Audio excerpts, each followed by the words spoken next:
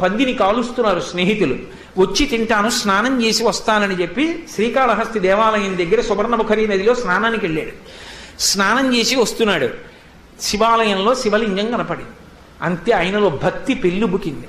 శివ ఎన్నాళ్ళయిందో అన్నం తిని, ఇలా ఉండిపోయావా, నీకు తెస్తానుండు ఆహారం అన్నాడు. గబగబా పరిగెత్తాడు.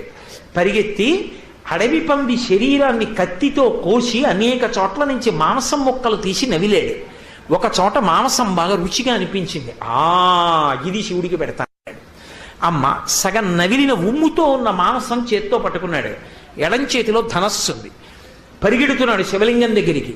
ఈ శివుడికి ఒక దిక్కుమాలిన బలహీనత ఉంది. స్నానం చేస్తే కానీ తిండవు, అభిషేకం చెయ్యాలి.